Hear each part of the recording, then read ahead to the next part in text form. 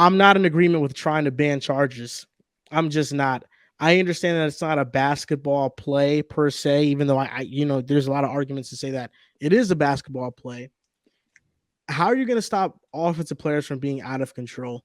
There are so many examples of charges where an offensive player has a lot of time to change his movements and to change the direction of where he's going, and he just goes straight line and you charge right into somebody.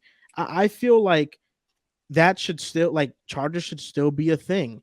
And I don't know why there was such an extreme reaction when it comes to this writer, Zach Harper. He probably does amazing work, but this was an extreme reaction when we have 200 plus charges a year drawn. We have probably even more potential charges that are called as blocking fouls, and we don't hear injuries from that. But because of two plays that happened that just so happened to ended in injury, and it's not even like serious injuries. John Morant might still play in the series. Giannis might still play in these playoffs and in this series as well. And I think if the Bucks really needed him, he's possibly still playing. To me, why ban the charge over over a rarity? This was a rarity, And and yeah, that's King. my big thing. Why are you going to ban something just because of two events? It I doesn't get where happen often. I get what you're saying. The way I see it is, more often than not, usually a play of that nature is resulting in at least one person hitting the floor, which means that in almost every single scenario that a charge is occurring, there's at least one player that has a risk of injury. And now I am actually in the minority that do believe we should take the charge out of the game, because I don't believe that is a basketball play. I feel Shocker, like if LeBron you guy.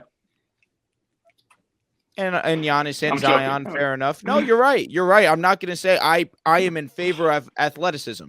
But I feel like defensively, you can still highlight your athleticism by being able to contest at the rim. But this would also mean that there would be less fouls being called, where a lot of the time now where a defender really does not get the benefit of the doubt if they go straight up, usually the attacking guy uh does get the benefit of the doubt there. However, I feel like not only will we see less injuries occur, we would see more highlight plays, both being dunks and, of course, highlight level blocks. So, do I understand where you're coming from? Yes, you could say that this is a rarity injury wise, but again, 9 out of 10 times when a charge is being called, there's at least one person hitting the floor and at risk for an injury. And I feel like while you eliminate the charge of this game, it also promotes athleticism, which is what the NBA is all about. And again, you see the highlight plays. I feel like that's really most important for me. In that same standpoint, it can also promote reckless play. Well, yes and no. I feel like you could say reckless where a guy just kind of goes head down, going to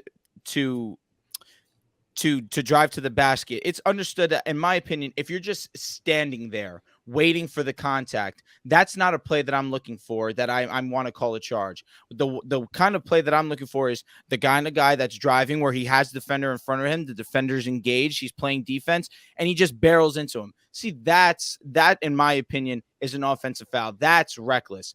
I don't like the type of foul where a defender is just standing there waiting for the contact. Understand that a player is trying to aggressively drive to the paint. I feel like that's when injury is going to be had. And in those scenarios is when we see at least one person hit the floor. I don't think I feel pretty strong about this. You should keep charges.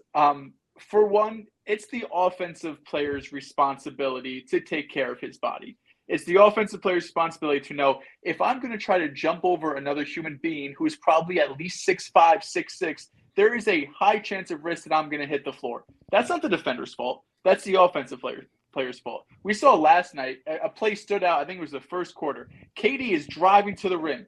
Zubac goes to set a charge, and instead of going up for a dunk or layup, he stops and pulls a little 8-foot jumper.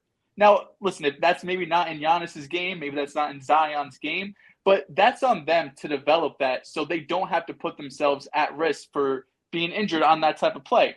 And then you also have defenders who, a guy like Jalen Brunson, who is, I don't know, top 5 in charges, top 3 among the league leaders, who's 6 foot, 6'1", normally the shortest guy on the court, now has absolutely no chance to defend damn near anybody in this league without charges. everyone he's going up against, the fact that he's at that size and is able to take charges, put his body at risk. Nobody cares that the defender's putting himself at risk, and he's able to successfully do it.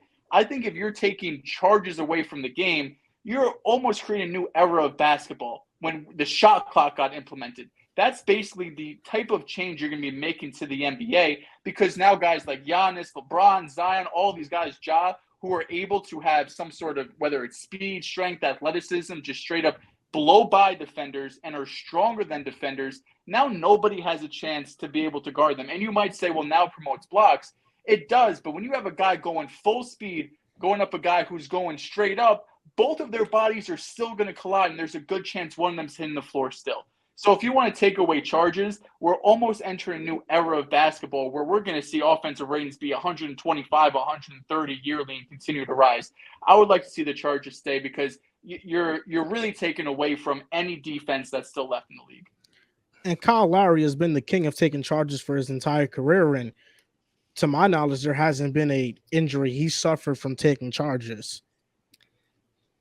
Yeah, the reason this matters is because 2 of the top 15 players on the same day suffered injuries on plays where they go airborne. And the Kevin Love play was rough, ugly. John Morant play was also rough and ugly. Most charges don't result in injuries. And you can make the case, if you take charges out because of the reckless abandon these stars already play with the charge in the game, that there'd be more recklessness and maybe more injuries. And I'm not laughing at you, John. I'm sorry. Someone in the comment section was talking about Kyle Lowry and why he never got injured. He said it's because he's got a lot of cushion. I'm sorry, go ahead, John. That was hilarious. All right, go ahead, John. Go. I'm sorry. Keep going, John. This is kind of somebody that's also never taken a charge before in their life. Sure. I was always losing playing time for that reason. But I think the charge should stay in the game, just because it's been in the NBA for a long time now. And how are you going to guard a Joel Embiid, a Giannis, those players, if they're flying to the paint even harder? And the game also wants to promote more skill, right? It doesn't want to promote that ugly style of play as Zion and battering you to the rim. Like, sure, it's going to be elite offense, but it's not as appetizing and enjoyable for fans. So I think the charge is a good thing. Well, it may have led to 2 injuries. It's a controversial topic, though. Definitely a controversial topic.